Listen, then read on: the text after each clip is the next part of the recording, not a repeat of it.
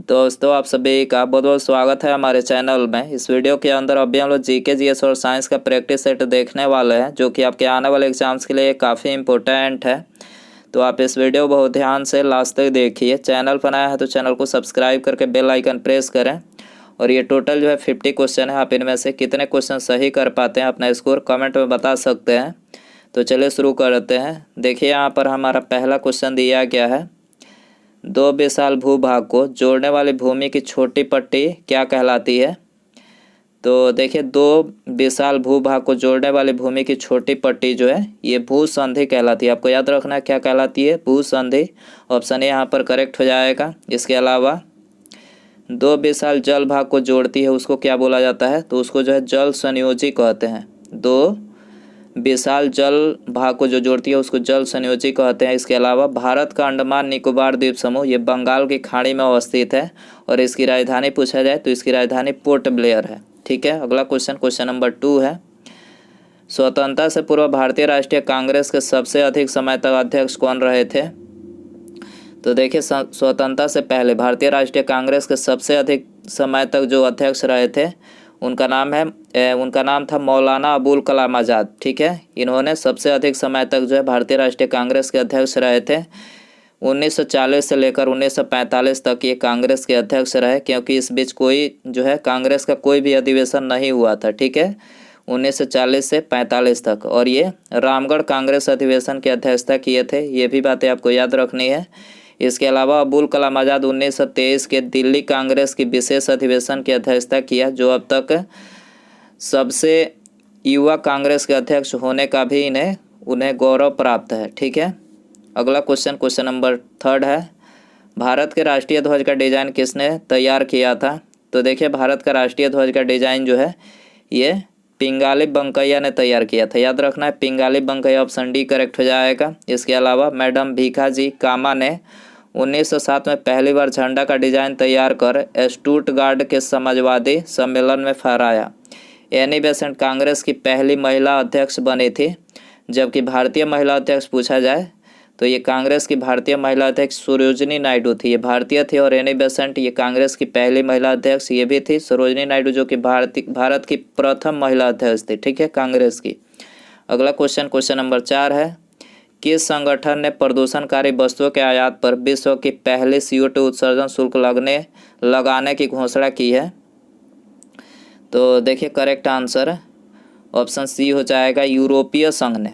ठीक है, यूरोपीय संघ ने प्रदूषणकारी वस्तुओं के आयात पर विश्व की पहली CO2 उत्सर्जन शुल्क लगाने की इन्होंने घोषणा की है। ठीक है, अगला क्वेश्चन नंबर 5 है, विश्व का विख्यात तेल शोधक कारखाना अबदान कहाँ है।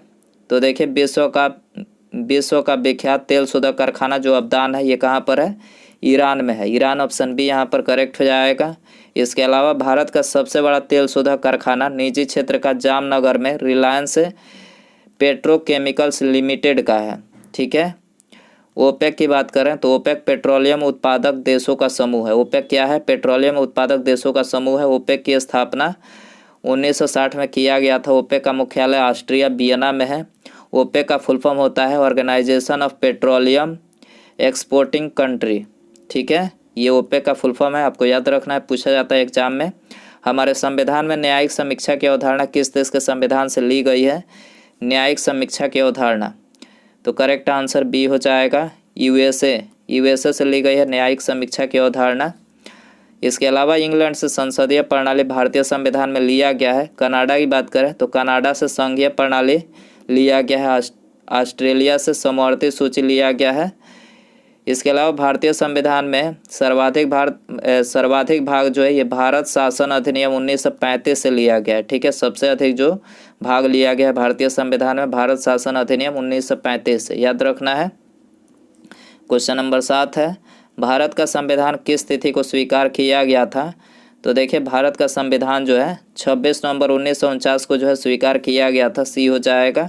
इसके अलावा 26 जनवरी 1950 को इसे लागू किया गया। संविधान सभा का निर्माण कैबिनेट मिशन के प्रस्ताव पर हुआ। भारतीय संविधान सभा द्वारा बनाया गया। 26 नवंबर को संविधान दिवस मनाया जाता है। संविधान सभा का अंतरिम बैठक 26 जनवरी 1950 को हुआ। ठीक है, अगला क्वेश्चन है, भारत के प्रधानमंत्री तब तक अपने पद पर रहता है जब तक उसे प्राप्त है। तो देखिए, जब तक उसे लोकसभा का विश्वास, ठीक है, जब तक उसे लोकसभा का विश्वास प्राप्त है तब तक जो है ये भारत में जो है प्रधानमंत्री अपने पद पर रहते हैं। अगला क्वेश्चन है, किस संविधान संशोधन द्वारा पंचायती राज व्यवस्थाओं को पंचायती राज संस्थाओं की संवैधानिक दर्जा प्रदान किया गया है? तो करेक्ट आंसर ऑप्शन ए हो जाएगा 73वां संविधान संशोधन के द्वारा। अगला क्वेश्चन है, सार का पूरा रूप है, यानी फुल फॉर्म इसमें आपको बताना है सार का। तो करेक्ट आंसर बी हो जाएगा, South Asian association for regional cooperation जो है ये सार का फुल फॉर्म होता है, South Asian association for regional cooperation. SAARC की बात करें तो देखिए, सार्क की स्थापना 8 दिसंबर 1985 को ढाका में हुई एवं मुख्यालय काठमांडू में है। सदस्य देशों की संख्या 8 है, भारत, पाकिस्तान, बांग्लादेश, नेपाल, भूटान, श्रीलंका, मालदीव एवं अफगानिस्तान। सार्क में जो है सार्क के सदस्य देश 8 हैं, याद रखना है आपको। अगला क्वेश्चन है, मानचित्र में पर्वत और पहाड़ को दर्शाया जाता है। मानचित्र में पर्वत और पहाड़ को दर्शाया जाता है तो ये लाल रंग से दर्शाया जाता है, लाल रंग ऑप्शन ए हो जाएगा। दोस्तों, यदि आपको वीडियो पसंद आ रहा है तो प्लीज़ वीडियो को लाइक ज़रूर कर दें, अपने दोस्तों में शेयर कर सकते हैं। चैनल पर नया है तो चैनल को सब्सक्राइब करके बेल आइकन प्रेस करें। अगला क्वेश्चन देखते हैं, सिल्क यानी रेशम का सबसे बड़ा उत्पादक देश कौन सा है? तो देखिए, रेशम का सबसे बड़ा जो उत्पादक देश है वो है चाइना, ठीक है, चाइना है, बी हो जाएगा। इसके अलावा रेशम का सबसे बड़ा निर्यातक देश चाइना है। रेशम उत्पादन में द्वितीय स्थान किसका है? तो भारत का है। केंद्रीय रेशम अनुसंधान प्रशिक्षण मैसूर कर्नाटक में है, ठीक है। अगला क्वेश्चन है, पौधों में मुख्य या प्राथमिक पोषक तत्व होते हैं। पौधों में मुख्य या प्राथमिक पोषक तत्व होते हैं तो देखिए ये होते हैं नाइट्रोजन, फास्फोरस एवं पोटास। नाइट्रोजन, फास्फोरस एवं पोटास होते हैं, बी हो जाएगा। अगला क्वेश्चन है, दिल्ली से पहले भारत की राजधानी थी। दिल्ली से पहले भारत की राजधानी थी तो कोलकाता जो थी ये दिल्ली से पहले भारत की राजधानी थी। कोलकाता से दिल्ली राजधानी परिवर्तन लॉर्ड हार्डिंग द्वितीय के काल में हुआ था, याद रखना। लॉर्ड हार्डिंग द्वितीय काल में जो है कोलकाता से दिल्ली राजधानी भारत की राजधानी स्थानांतरित किया गया था। लाल त्रिकोण का संबंध किससे है? लाल त्रिकोण का संबंध किससे है? परिवार कल्याण से। परिवार कल्याण ये हो जाएगा। अगला क्वेश्चन है, कंटूर रेखा दर्शाती है। कंटूर रेखा दर्शाती है, करेक्ट आंसर ये हो जाएगा। समुद्र तल से समान ऊंचाई एवं आकार वाले स्थानों को, कंटूर रेखा समुद्र तल से समान ऊंचाई एवं आकार वाले स्थानों को दर्शाती है। इसके अलावा आइसोबर समान दाब वाले स्थानों को मिलाने वाली रेखा है। समान दाब वाले स्थानों को मिलाने वाली रेखा को आइसोबर कहा जाता है। आइसो हाइट की बात करें तो ये समान वर्षा वाले स्थानों को मिलाने वाली रेखा है, ठीक है। कर्क रेखा भारत के कितने राज्यों से होकर गुजरती है? कर्क रेखा, तो देखिए आप सभी को पता ही होगा कि कर्क रेखा जो भारत के 8 राज्यों से होकर गुजरती है, ठीक है। कर्क रेखा जो है ये भारत के मध्य से होकर भारत के 8 राज्यों से होकर गुजरती है। कौन कौन से राज्य हैं? राजस्थान, गुजरात, मध्य प्रदेश, छत्तीसगढ़, झारखंड, पश्चिम बंगाल, त्रिपुरा और मिजोरम। ये भारत के 8 राज्यों से होकर गुजरती है। पृथ्वी की चुंबकीय विषुवत रेखा दक्षिण भारत में त्रिवेंद्रम से गुजरती है। इसके अलावा 23.5 डिग्री उत्तरी अक्षांश को कर्क रेखा कहते हैं। 23.5 डिग्री दक्षिणी अक्षांश को जो है मकर रेखा कहते हैं, याद रखना है। किसे झीलों की नगरी कहा जाता है? किसे झीलों की नगरी कहा जाता है? करेक्ट आंसर डी हो जाएगा। उदयपुर को जो है ये झीलों की नगरी कहा जाता है। मनुष्य में कितना लीटर खून होता है? मनुष्य में कितना लीटर खून होता है? 5 से 6 लीटर जो है मनुष्य में खून होता है, बी हो जाएगा। कावेरी नदी बहती है तो देखिए कावेरी नदी जो है दक्षिण भारत में बहती है, दक्षिण भारत, बी हो जाएगा। अगला क्वेश्चन है, इसके अलावा कावेरी नदी कर्नाटक के ब्रह्मगिरी से निकलती है और बंगाल की खाड़ी में गिरती है, याद रखना है। कर्नाटक के ब्रह्मगिरी से निकलती है और बंगाल की खाड़ी में गिरती है। अगला क्वेश्चन है, केंद्रीय गृह मंत्री अमित शाह ने किस राज्य में सरकारी नौकरियों में महिलाओं को 33% आरक्षण देने की घोषणा की है? तो देखिए केंद्रीय गृह मंत्री अमित शाह ने सरकारी नौकरियों में महिलाओं के लिए 33% आरक्षण देने की त्रिपुरा राज्य में की है, याद रखना है। कौन सा राज्य है? त्रिपुरा राज्य।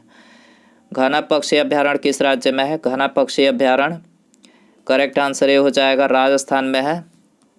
घना पक्षी राजस्थान में। गिर राष्ट्रीय उद्यान की बात करें तो गिर राष्ट्रीय उद्यान गुजरात में है। मानस राष्ट्रीय उद्यान असम में, जिम कॉर्बेट राष्ट्रीय उद्यान उत्तराखंड में, कान्हा किसली राष्ट्रीय उद्यान मध्य प्रदेश में, बांदीपुर राष्ट्रीय उद्यान कर्नाटक में, दासीग्राम अभ्यारण्य ये जम्मू कश्मीर में। याद रखना है। अगला क्वेश्चन है, दल बदल विरोधी कानून पारित हुआ था?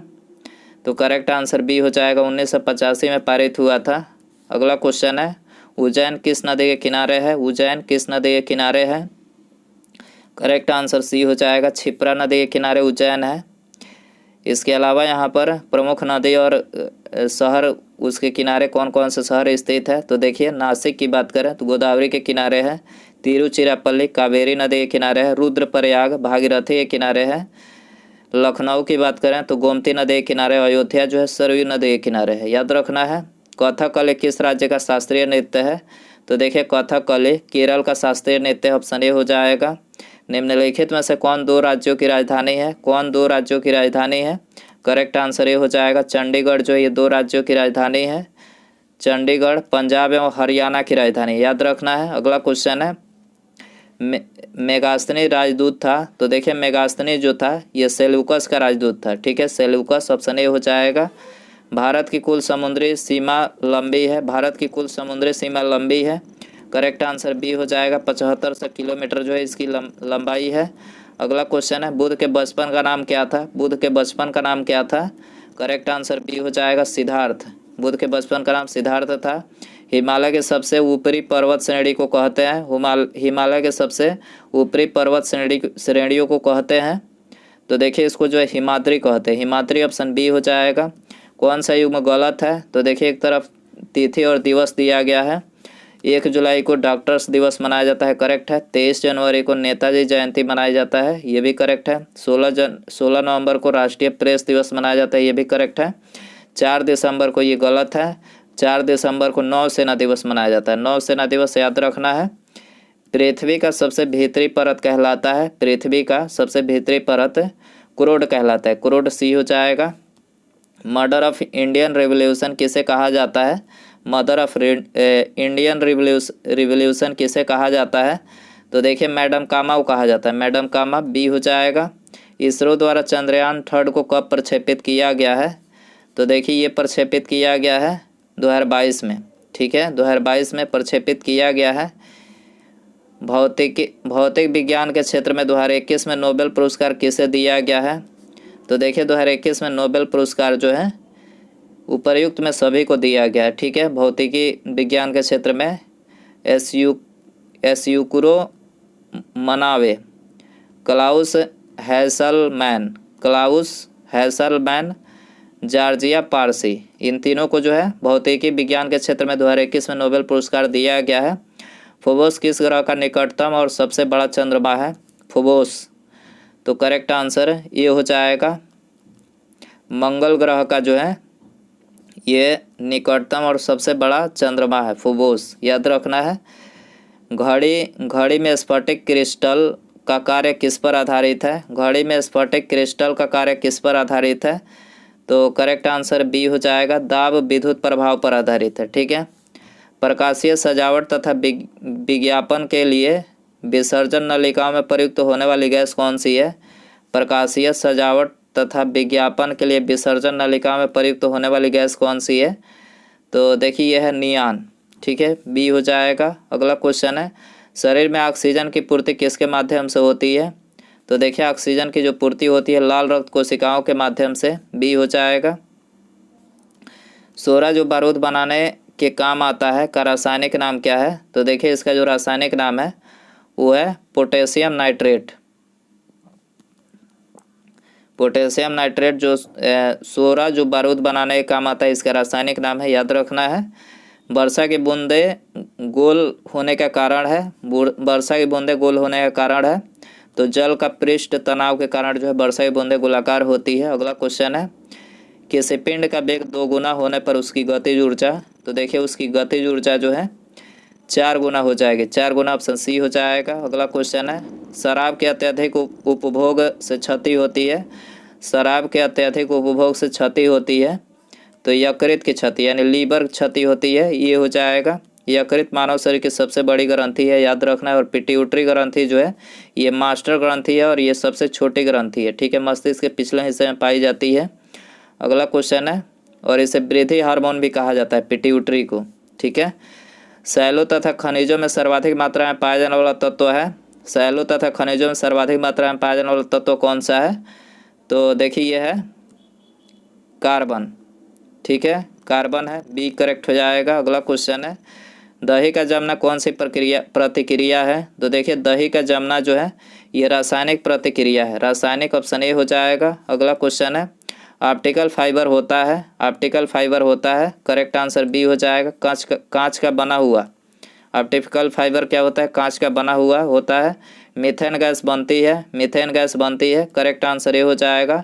सोडियम एसीटेट को सोडा लाइम के साथ गर्म करने पर मीथेन गैस बनती है, सोडियम एसीटेट को सोडा लाइम के साथ गर्म करने पर जो है मीथेन गैस बनती है। उसके बाद यहाँ पर हमारा अगला क्वेश्चन है, ये आप सभी के लिए क्वेश्चन रहेगा, शुष्क सेल में जिंक की सतह पर होती है, शुष्क सेल में जिंक की सतह पर होती है, ऑप्शन है धनात्मक, ऋणात्मक, धनात्मक और ऋणात्मक, या फिर उपयुक्त में कोई नहीं। तो दोस्तों यदि आपको इसका आंसर पता हो तो कमेंट बॉक्स में ज़रूर बताएं, और वीडियो पसंद आया हो तो प्लीज़ वीडियो को लाइक ज़रूर करें, अपना स्कोर भी कमेंट में बता सकते हैं। ठीक है, मिलते हैं अगले वीडियो में। नमस्कार, जय हिंद, जय भारत।